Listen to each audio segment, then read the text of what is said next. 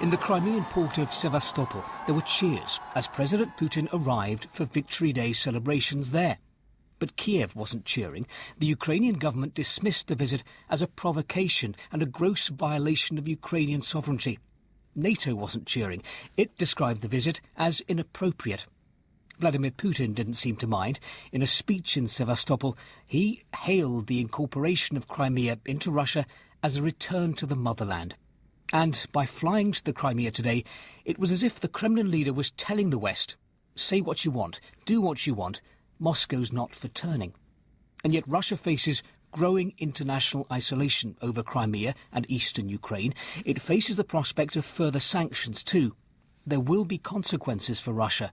Whether they'll be sufficient to make the Kremlin change course is far from certain. Steve Rosenberg reporting. Well, Robert Service is Professor of Russian History at St Antony's College, Oxford, and joins me now. Professor, what do you read into President Putin's first trip to Crimea since its annexation?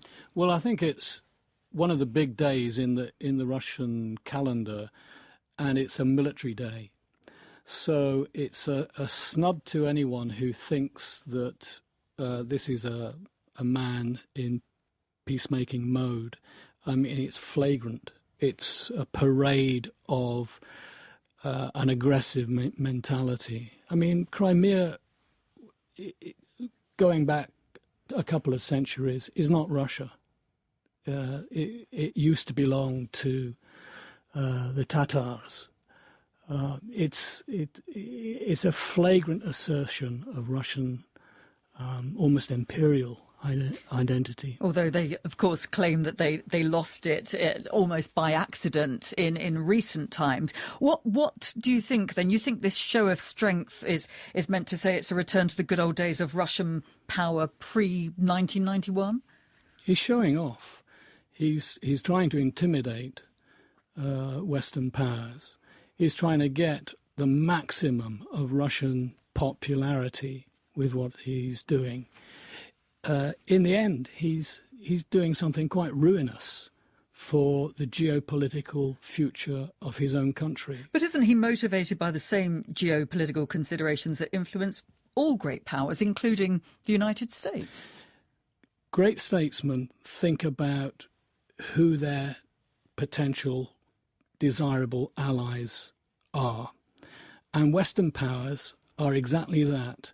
The big strategic choice for Russia is how are they going to deal with resurgent China. This is not going to help. They're going to need Western industrial investment, commercial ties. What has been done in Crimea and could be done in eastern Ukraine is going to ruin that possibility for Russia in the future. Putin is a disastrous leader.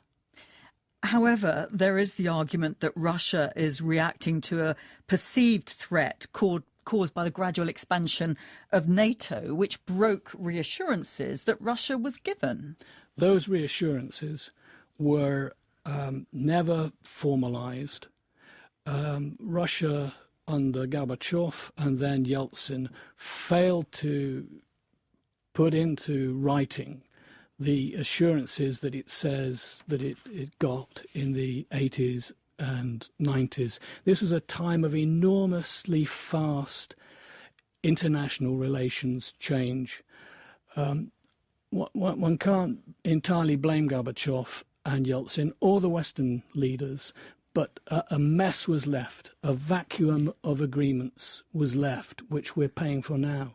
Well, here we have, as you say, Russia trying to say we are a superpower again. What then can the international community do beyond the sanctions measures already announced? Is there any signs that they're having an impact on the Russian economy? Well, I think they are. The Russian economy is hurting at the moment. Russia is just about some kind of superpower. If you look at nuclear weapons, if you look at oil as a weapon, it's a regional power, it's a continental power, but it's nothing like the big global presence that it was in the 1970s and 1980s. It's got a long way to come back to get to that point. And a very brief analysis then. over the next few weeks, we've got a possible referendum still on Sunday from pro-Russian activists, despite President Putin saying hold off. And then, of course, elections later in the month. I think the one glimmer of hope came when Putin said earlier this week that he would welcome the intervention of the UN and the OSCE in this imbroglio in Ukraine. If he really does mean that would be the best thing that could happen. There's got to be some kind of mediation and much more strenuous diplomacy on both sides. Robert Service, Professor of Russian History, thanks very much indeed. Thank you.